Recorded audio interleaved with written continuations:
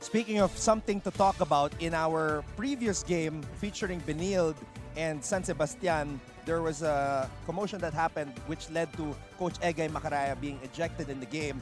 Now, Martin Javier was able to sit down for an exclusive one-on-one interview with Commissioner Tonichi Pujante regarding what happened. Panoorin natin ito.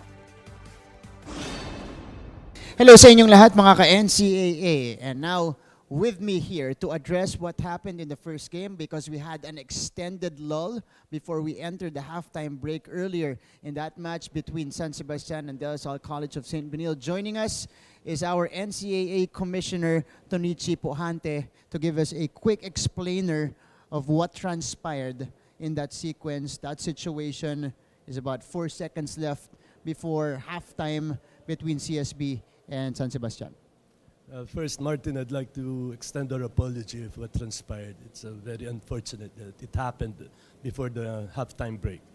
Well, first, our referee erred, and I'll admit that. And for sure, he will be reprimanded, and he will be severely sanctioned. Right?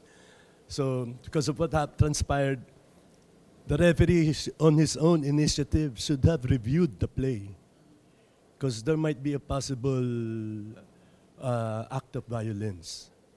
And with regard to Coach Egay being ejected, it was not because of a technical foul. He was ejected because of a disqualifying foul, because he was bombarding the game officials with excessive complaining, and he entered the court twice. That's what caused his ejection from the game. Commish, let's just clarify it. It wasn't two technical fouls that ejected Coach Egay. It was an immediate disqualifying foul. It was a disqualifying foul.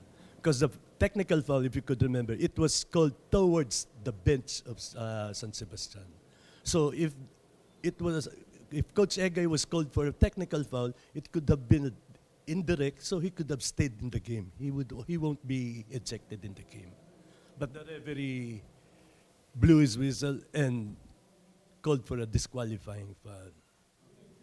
Coach, Commish, rather, do you think our referee was too quick on the trigger in calling the disqualifying foul, or do you feel like it was the right decision, the right penalty to be imposed in that situation? Because, you know, a lot of things happened fast earlier, and, you know, abilis na nag-escalate ng sitwasyon natin, Commish. Do you feel like, you know, had he waited a little bit, hindi masyado nag-escalate yung sitwasyon natin ganun? Yes.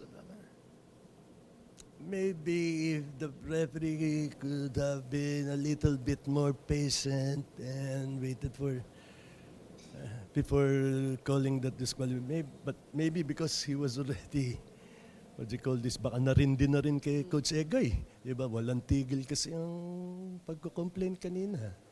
So, I'm really sorry for the unfortunate incident that transpired early in the game. Diba?